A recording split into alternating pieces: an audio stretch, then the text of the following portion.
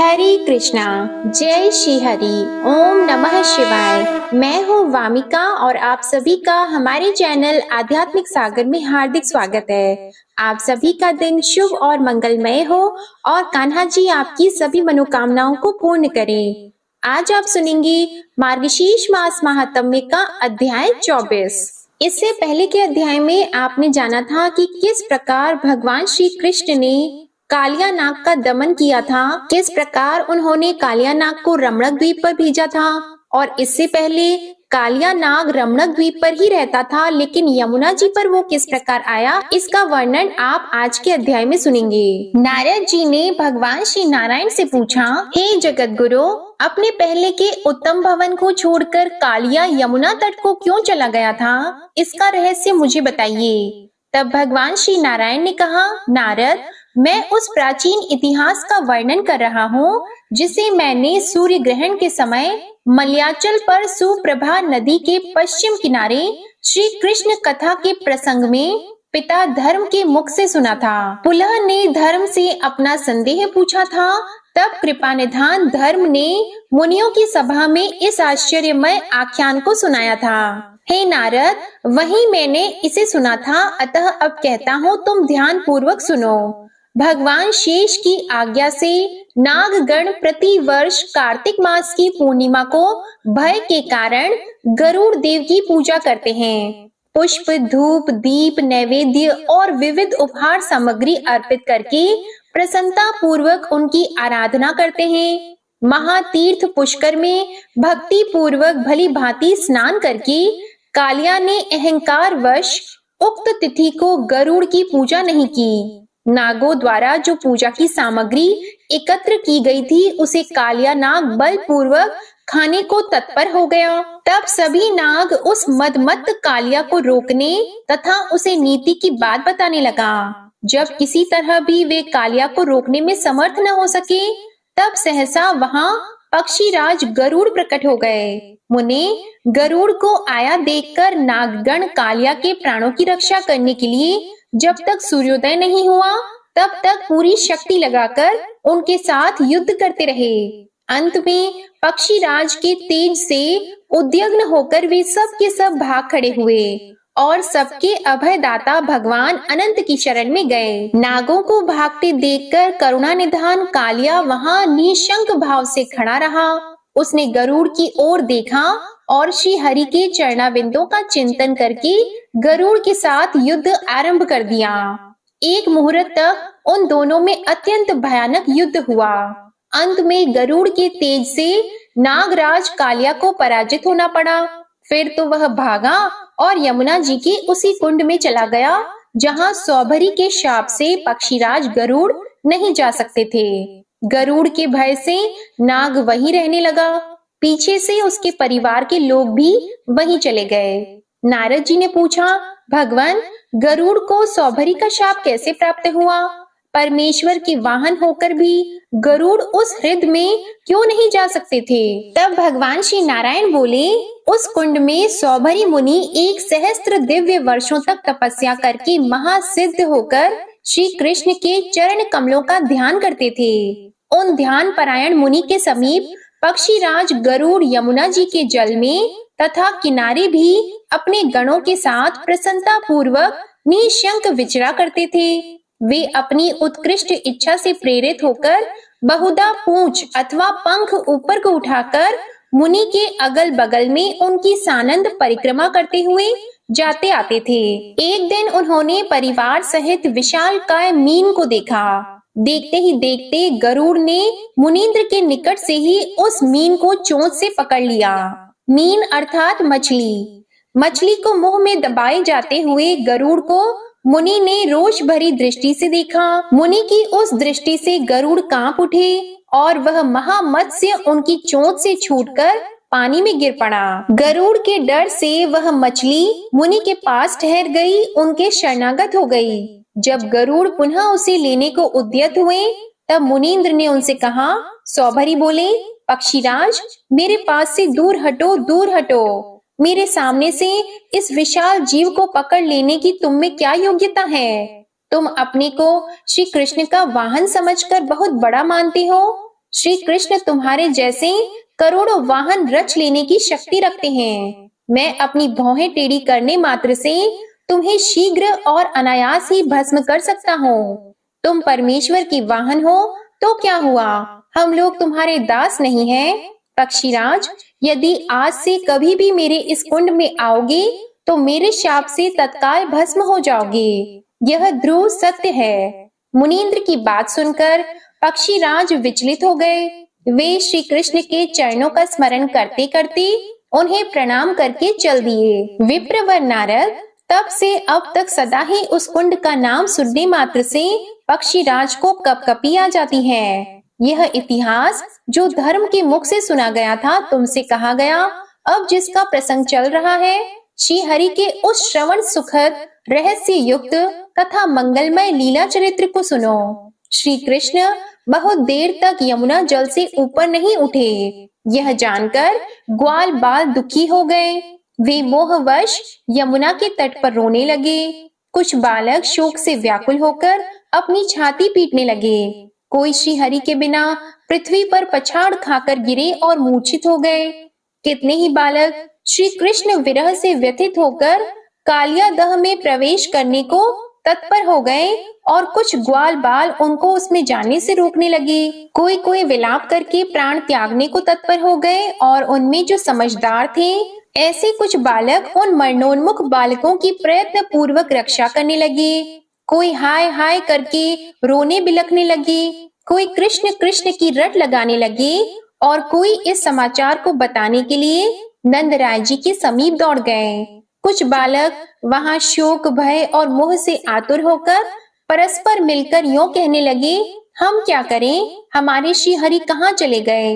हे नंद नंदन, हे प्राणों से भी बढ़कर प्रियतम श्री कृष्ण, हे बंधो हमें दर्शन दो, हमारे प्राण निकले जा रहे हैं। इसी बीच में कुछ बालक नंदराय जी के निकट जा पहुँचे। वे अत्यंत चंचल थे और शोक से व्याकुल होकर रो रहे थे।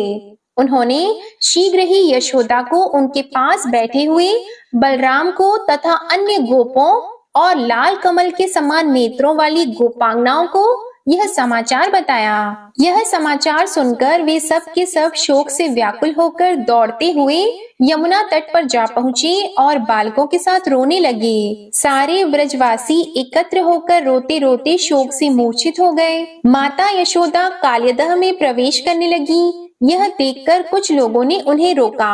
गोप और गोपियां शोक से अपने ही अंगों को पीटने लगी। कुछ लोग विलाप करने लगे और कितने ही ब्रजवासी अपनी सुध बुध खो बैठे। राधा भी यमुना जी के उस कुंड में घुसने लगी। यह देखकर कुछ स्त्रियों ने दौड़कर उन्हें रोका। वे शोक से मूर्छित हो गईं और उस नदी के तट पर मरी हुई के समान पड़ गईं। नंदराय जी अत्यंत विलाप करके बार बार मूर्छित होने लगे। वे चेत होने पर पुनः रोते तथा रो रो कर फिर मूर्छित हो जाते थे। उस समय ज्ञानियों में श्रेष्ठ बलराम जी ने अत्यंत विलाप करते हुए नंद को, शोक से कातर हुई यशोदा को, गोपों और गोपांगनाओं को, अत्यंत मूर्छित राधिका को रोते हुए, समस्त बालकों को तथा शोकग्रस्त हुई संपूर्ण गोप बालिकाओं को धीरज बंधाते हुए समझाना आरंभ किया। श्री बलदेव जी बोले, हे गोपो गोपियों और बालकों, सब लोग मेरी बात सुनो। हे नंद बाबा, ज्ञान शिरोमणि, गर्ग जी की बातों को याद करो, जो जगत का भार उठाने वाले शेष के भी आधारभूत हैं, संहारकारी शंकर के भी संहारक हैं तथा विधाता के भी विधाता हैं। उनकी इस भूतल पर किससे पराजय हो सकती है। श्री कृष्ण अणु से भी अणु तथा परम महान हैं। इन परमात्मा का आदि मध्य और अंत नहीं है। जब सारा ब्रह्मांड एकांडव के जल में मग्न हो जाता है, तब ये श्री कृष्ण जल में शयन करते हैं। उस समय इनकी नाभि से जो कमल पैदा होता है, उसी से ब्रह्मा जी का प्राकट्य होता है। जिन्हें एकांडव के जल में भी भय नहीं है, उन्हीं परमेश्वर के लिए इस कालियादह में विपत्ति की संभावना कितना महान अज्ञान है। पिताजी, यदि एक मच्छर सारे ब्रह्मांड को निगल जाने में समर्थ हो जाए, तो भी उन ब्रह्मांड नायक को वह सर्प अपना शिकार नहीं बना सकता। यह मैंने परम उत्तम संपूर्ण आध्यात्मिक ज्ञान की बात कही है। यह गूढ़ ज्ञान योगियों के लिए भी सार वस्तु है। इससे समस्त संशयों का उच्छेद हो जाता है। बलदेव जी की बात सुनकर और गर्ग जी के वचनों को याद करके नंद जी ने शोक त्याग दिया। ब्रजवासियों और ब्रजांगनाओं सबका शोक जाता रहा। सबने बलदेव जी के इस प्रबोधन को मान लिया, परंतु यशोदा और राधिका को इससे संतोष नहीं हुआ। प्रियजन के विरह के विषय में मन किसी प्रकार की समझाने को ग्रहण नहीं करता। जब तक प्रियजन का मिलन न हो जाए, तब तक केवल समझाने बुझाने से मन को शांति नहीं मिल सकती। मुने, इसी समय ब्रजवासियों और ब्रजांगनाओं ने श्री कृष्ण को जल से ऊपर की ओर उछलते देखा। इससे उनके हर्ष की सीमा न रही। उनका शरद काल की पूर्णिमा के चंद्रमा की भांति परम मनोहर मुख और उनकी मंद मंद मुस्कुराहट मन को बरबस अपनी ओर खींच लेती थी। पानी से निकलने पर भी वस्त्र भीगे नहीं थे, शरीर भी गीला नहीं था। भाल देश में चंदन और नेत्रों में अंजन का श्रृंगार भी लुप्त नहीं हुआ था। समस्त आभूषणों से अलंकृत, सिर पर मोर पंख का मुकुट धारण किए और अधरों से मुरली लगाए अच्युत श्री कृष्ण ब्रह्म तेज से प्रकाशित हो रहे थे। यशोदा अपनी लाला को देखते ही छाती से लगाकर मुस्कुरा उठी और उनके मुख अरविंद को चूमने लगी। उस समय उनके नेत्र और मुख प्रसन्नता से खिल उठे थे। नंद, बलराम तथा रोहिणी जी ने बारी बारी से श्याम सुंदर को हर्ष पूर्वक हृदय से लगाया। सब लोग एक टक होकर गोविंद के श्रीमुख का दर्शन करने लगे। प्रेम से अंधे हुए संपूर्ण ग्वाल बालों ने श्री हरि का आलिंगन किया। गोपांगनाएं नेत्र चकोरों द्वारा उनके मुख चंद्र की मधुर सुधा का पान करने लगी। इतने में ही वहां सहसा वन के भीतरी भाग को दावानल ने आवेष्टित कर लिया। उन सबके साथ गौओं का समुदाय भी उस दावाग्नि से घिर गया। वन के भीतर चारों ओर पर्वतों के समान आग की ऊंची ऊंची लपटें उठने लगी। यह देखकर सबने अपना नाश निकट ही समझा। उस संकट से सब भयभीत हो उठे। उस समय सारे ब्रजवासी, गोपीजन और ग्वालबाल संत्रस्त होकर भक्ति से सिर झुकाकर दोनों हाथ जोड़कर श्री कृष्ण की स्तुति करने लगे। ग्वालबाल बोले, ब्राह्मण, हे मधुसूदन, आपने सब आपत्तियों में जैसे हमारे कुल की रक्षा की है, उसी प्रकार फिर इस दावानल से हमें बचाइए। हे जगतपते, आप ही हमारे इष्ट देवता हैं और आप ही कुल देवता। संसार की सृष्टि, पालन और संहार करने वाले भी आप ही हैं। अग्नि, वरुण, चंद्रमा, सूर्य, कुबेर, राक्षस, यक्ष तथा अन्य जो जो चराचर प्राणी हैं, वे सब के सब आपकी ही विभूतियां हैं। उन सब के आविर्भाव और लय आपकी इच्छा से ही होते हैं। हे गोविंद, हमें अभय दीजिए और इस अग्नि का संहार कीजिए। हम आपकी शरण में आए हैं, आप हम शरणागतों को बचाइए। यो कहकर वे सब लोग श्री कृष्ण के चरण कमलों का चिंतन करते हुए खड़े हो गए। श्री कृष्ण की अमृतमय दृष्टि पड़ते ही मन का दावानल दूर हो गया। फिर तो वे ग्वाल बाल मोह मग्न होकर नाचने लगे। क्यों न हो, श्री हरि के स्मरण मात्र से सब विपत्तियां नष्ट हो ही जाती हैं। जो प्रातः काल उठकर इस परम पुण्यमय स्तोत्र का पाठ करता है, उसे जन्म जन्म में कभी अग्नि से भय नहीं होता। शत्रुओं से घिर जाने पर, दावानल में आ जाने पर, भारी विपत्ति में पड़ने पर तथा प्राण संकट के समय इस स्तोत्र का पाठ करके मनुष्य सब दुखों से छुटकारा पा जाता है, इसमें संशय नहीं है। शत्रुओं की सेना क्षीण हो जाती है और वह मनुष्य युद्ध में सर्वत्र विजयी होता है। वह इस लोक में श्री हरि की भक्ति और अंत में उनके दास्य सुख को अवश्य पा लेता है। भगवान श्री नारायण कहते हैं, हे नारद सुनो, दावानल से उद्धार करके श्री हरि उन सबके साथ अपने कुबेर भवनोपम गृह में गए। वहां नंद ने आनंद पूर्वक ब्राह्मणों को प्रचुर धन का दान किया और ज्ञाति वर्ग के लोगों तथा भाई बंधुओं को भोजन कराया। नाना प्रकार का मंगल कृत्य तथा श्री हरि नाम कीर्तन कराया। ब्राह्मणों द्वारा प्रसन्नता पूर्वक वेद पाठ करवाया। इस प्रकार वृंदावन के घर घर में वे सब गोप श्री कृष्ण चरणाविंदों के चिंतन में मन को एकाग्र करके आनंद पूर्वक रहने लगे। श्री हरि का यह सारा मंगलमय चरित्र कहा गया है। जय श्री कृष्णा। आज का अध्याय यहीं समाप्त होता है।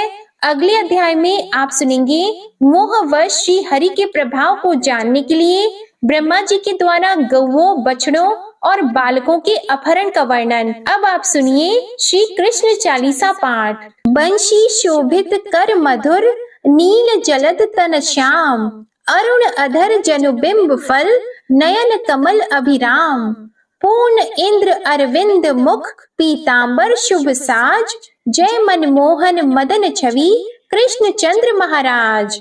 जय यदुनंदन जय जगवंदन, जय वसुदेव देवकी नंदन, जय यशोदा सुत नंद दुलारे, जय प्रभु भक्तन के द्रुग तारे। जय नट नागर नाग नथैया, कृष्ण कन्हैया धेनु चरैया, पुनि नख पर प्रभु गिरिवर धारो, आओ दीनन कष्ट निवारो।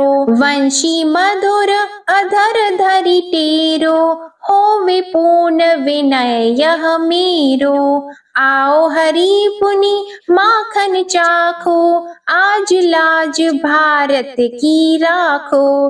गोल कपोल चिबुक अरुणारी, मृदु मुस्कान मोहिनी डारी। राजित राजीव नयन विशाला, मोर मुकुट वैजंती माला।